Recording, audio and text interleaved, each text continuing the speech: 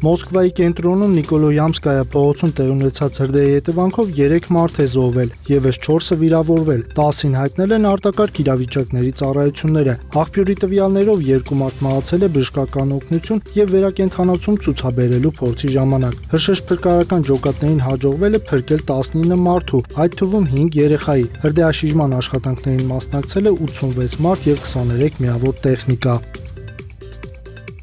Ստամբուլի Ֆաթհի թաղամասում պայթյունից փլուզվել են իրար կողքի կառուցած 2 ցածրահարկ շենքեր, փլատակներում մարդիկ են մնացել։ Ստամբուլի քաղաքապետարանը հայտարարել է, որ պայթյունը տեղի է ունեցել ժամը 12-ին։ 5 մարդ է փրկվել, 9 մարդ դուրս է բերվել փլատակներից։ Որոնողափրկարարական աշխատանքները շարունակվում են։ Նշենք, որ նախնական տեղեկությունների համաձայն փլուզման պատճառը գազի պայթյունն է եղել։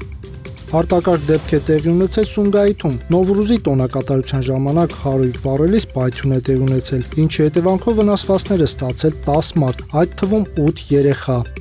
Եվս մեկ արտակարգ դեպք է տեղի ունեցել Նովրուզի տոնակատարության ժամանակ, այս անգամ Ճապոնիայում։ Այնտեղ հարձակման է ենթարկվել քաղաքային խորհրդի անդամ Յուսուկե Կավայը, որը հայտնի է միգրանտների դեմ իր կոշտ հայտարարություններով։ Իտալիայում կանանց հեծանվավազքի ժամանակ միջադեպ է եղել, սկզբում ընկել է հեծանվորդուհիների խումբը, որից հետո շղթայական ռեակցիա է սկսվել։ Իտալուին չի հասցրել արգելակել եւ թռել է ցանկապատի վրայով։ Կինն ունի 5 կոտրվածք։ Թուրքիայի պաշտպանության նախարարությունը հայտնել է Կատարում մարտի 22-ին ուղղաթիռի վթարի հետևանքով անձնակազմի բոլոր 7 անդամի մահվան մասին, տեղեկացնում է Ալ Ջազիրան։ Թուրքիայի եւ Կատարի պաշտպանության նախարարությունների համատեղ հայտարարության մեջ նշվում է, որ զոհվածներից 4-ը Կատարի զինված ուժերի զինծառայողներ էին, մեկը Թուրքիայի զինծառայող, իսկ 2-ը թուրքական Ասելսան պաշտպանական ընկերության աշխատակից։ Գերատեսչությունները նշել են, որ ուղղաթիռը վթարի է ենթարկվել ուսումնական թռիչքի ժամանակ առաջացած տեխնիկական խնդրի պատճառով։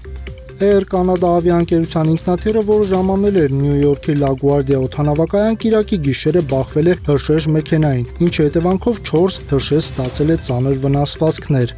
Հարևան Վրաստանի ժողովուրդը հրաժեշտ տվեց Պատրիարք Իլիա II-ին, որը ուղարկավորվեց Թբիլիսիի Սիոնի տաճարում։ Պատրիարքի հրաժեշտի արարողությունը տևեց մի քանի օր։ Հավատացյալները 2-ից 5 ժամ հերթ էին կանգնում Պատրիարքի հիշատակը հարգելու համար։ Նրանք կաթողիկոսին հրաժեշտ տվեցին արցունքն աչքերին։ Իլիա II-ի թաղման արարողությունը Սիոնի տաճարում նկարահանելն արգելված էր։ Վրաստանի նախագահ Միխայիլ Կավելաշվիլին ուղարկավորության արարողության ժամանակ Իլիա II-ին անվանեց ազգային միասնության եւ երկրի հոգևոր վեր։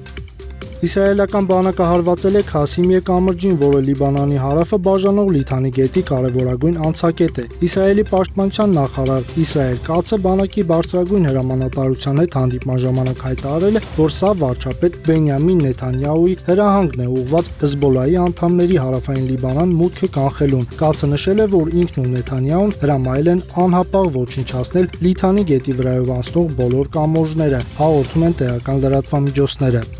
Այս գիշեր ավելի քան 50 ուկրաինական անօդաչու թռչող սարք է խոսվել Լենինգրադի մարզում։ Հարձակումներից մեկի հետևանքով վնասվել է վառելիքի տարողություն։ Պիրոմսկի նավահանգստում հայտնել է նահանգապետ Դրոզդենկոն։ Բացի այդ, Պուլկովո օդանավակայանում 65 չվեր չեղարկվել է կամ հետաձգվել է մարզի վրա անօդաչուների հարձակման ֆոնին։